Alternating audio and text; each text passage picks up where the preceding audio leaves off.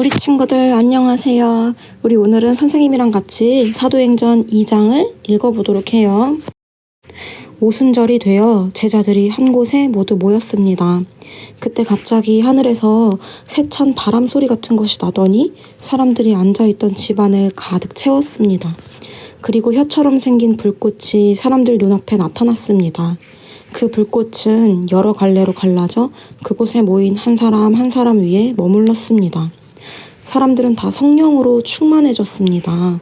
그리고는 성령께서 말하게 하시는 대로 자기들의 언어와 다른 외국어로 말하기 시작했습니다. 예루살렘에는 세계 각 나라에서 온 경건한 유대인들이 머물고 있었습니다. 이 말소리가 나자 많은 군중들이 모여들었습니다.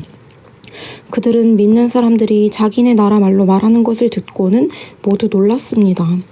군중들은 너무나 놀라 이상히 여기며 말했습니다. 보시오, 말을 하는 사람들은 모두 갈릴리 사람들이 아닙니까? 그런데 우리가 이 사람들이 저마다 우리가 사는 지방말을 하는 것을 듣게 되니 이것이 도대체 어찌 된 일입니까? 우리는 바데와 메데와 엘람과 메소포타미아와 유대와 갑바도기아와 본도와 아시아와 부르기아와 밤빌리아와 이집트와 구레네에서 가까운 리비아 여러 지방과 로마와 날 때부터 유대인인 사람과 유대교로 개종한 사람과 크레타와 아라비아에서 온 사람들인데 우리는 이 사람들이 하나님께서 행하신 크신 일을 우리말로 말하는 것을 듣고 있습니다. 사람들은 모두 놀라 어리둥절했습니다. 다만 서로 얼굴을 쳐다보며 이게 도대체 어떻게 된 일이죠? 라고 말할 뿐이었습니다. 그러나 사람들 중에는 저 사람들이 술을 너무 많이 마셨다 하며 놀려대는 사람도 있었습니다. 베드로가 11명의 사도와 함께 일어서서 군중을 향해 큰 소리로 말했습니다. 유대 사람들 그리고 예루살렘에 사는 모든 주민 여러분, 이 일을 여러분께 설명해 드리겠습니다. 내가 하는 말에 귀를 기울여 주십시오. 지금은 아침 9시밖에 되지 않았으니 이 사람들은 여러분이 생각하는 것처럼 술에 취한 것이 아닙니다. 오늘 일어난 일은 바로 요엘 예언자가 예언했던 대로 이루어진 것입니다. 하나님께서 이렇게 말씀하셨습니다. 마지막 날에 내가 내 영을 모든 사람에게 부어주겠다. 너희의 아들과 딸들은 예언할 것이요. 너희의 젊은이들은 환상을 볼 것이요. 너희의 늙은이들은 꿈을 꿀 것이다. 그날에 내 남자 종들과 여자 종들에게까지 내 영을 부어주겠다. 그러면 그들은 예언할 것이다. 내가 위로 하늘에서는 기이한 일을, 아래로 땅 위에서는 표적을 보여줄 것이다. 피와 불과 짙은 연기가 일 것이다. 해가 어두워지고 달이 핏빛으로 변할 것이다.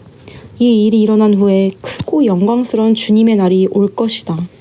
그러나 누구든지 주님의 이름을 부르는 사람은 구원을 얻을 것이다. 이스라엘 백성 여러분, 이 말을 명심해서 들으십시오. 나사렛 사람 예수님은 하나님과 같은 권위를 지니신 분이셨습니다. 하나님께서 예수님을 통해 일으키신 기적과 기이한 일과 표적으로 이 사실을 여러분에게 분명히 보여주셨습니다. 그 모든 일은 여러분 가운데서 일어났으므로 여러분 모두가 잘 아실 것입니다. 이 예수님은 여러분에게 넘겨졌고 여러분은 악한 사람들의 손을 빌어 예수님을 십자가에 못 박아 죽였습니다. 이 모든 일을 하나님께서는 이전부터 알고 계셨을 뿐만 아니라 여러분이 행한 일도 하나님께서 오래전에 세워놓으신 계획대로 된 것이었습니다. 하나님께서는 예수님을 다시 살리셨습니다. 죽음의 고통에서 그분을 풀어놓으셨습니다. 그것은 죽음이 예수님을 계속 붙잡아 둘 수 없었기 때문입니다. 다윗이 예수님을 가리켜 말한 것이 있습니다. 나는 내 앞에 계신 주님을 항상 뵙습니다. 주님께서 내 오른편에 계심으로 내겐 흔들림이 없습니다. 그러므로 내 마음은 기쁨으로 내 혀는 즐거움으로 가득 차 있습니다. 내 몸도 소망 속에 살 것입니다. 주님께서는 나를 무덤에 내버려 두지 않으시며 주님의 거룩한 분을 썩지 않게 하실 것입니다. 주님께서는 내게 생명의 길을 알려주셨습니다. 주님께서는 나와 함께 계시면서 내게 기쁨을 가득 채우실 것입니다. 형제 여러분, 나는 우리 조상 다윗에 대하여 여러분에게 자신 있게 말씀드릴 수 있습니다. 다윗은 죽어 땅에 묻혔으며 그의 무덤은 오늘날까지 우리 가운데 남아 있습니다. 하나님께서는 다윗에게 그의 자손 가운데 한 사람을 택하여 다윗의 보좌에 앉게 하실 것이라고 맹세하셨습니다. 다윗은 예언자여서 하나님께서 맹세로 약속하신 이 내용이 무엇을 가리키는지 잘 알고 있었습니다. 다윗은 이 내용을 미리 알고서 그리스도의 부활에 대해 이렇게 말했습니다. 그분은 무덤에 계속 머물러 있지 않았고 그분의 몸은 썩지 않았다. 이 말씀대로 하나님께서는 예수님을 다시 살리셨습니다. 우리 모두가 이 일의 증인입니다. 하나님께서 예수님을 높은 곳에 올려 하나님 오른편에 앉히자 예수님은 하나님 아버지께서 약속하신 성령을 받아 지금 여러분이 보고 들은 것처럼 우리에게 부어주셨습니다. 다윗은 하늘로 올라가 본 적은 없었지만 이렇게 말했습니다.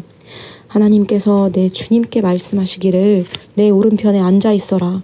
내가 내 원수들을 내 발 아래 둘 때까지. 그러므로 모든 이스라엘 백성이 분명히 알아야 할 것이 있습니다.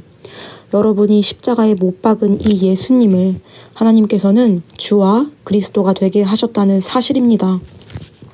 사람들은 이 말을 듣고 마음이 찔렸습니다. 그래서 베드로와 다른 사도들에게 우리가 어떻게 하면 좋겠습니까? 라고 물었습니다. 베드로는 이렇게 대답했습니다.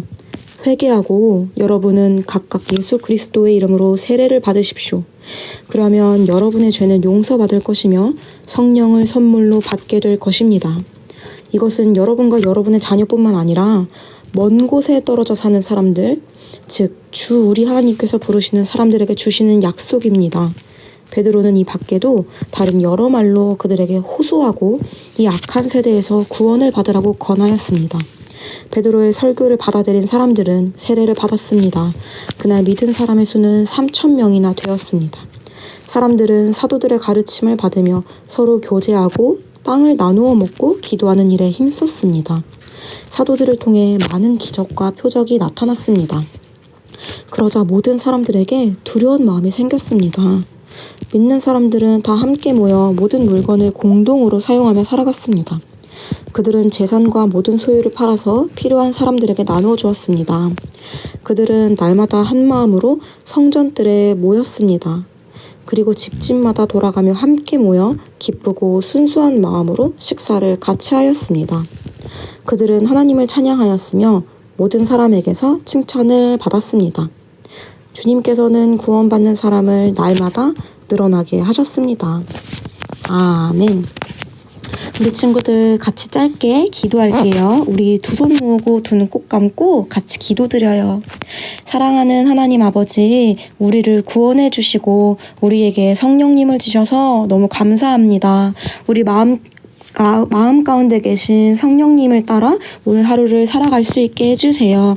감사드리며 예수님의 이름으로 기도드립니다. 아멘.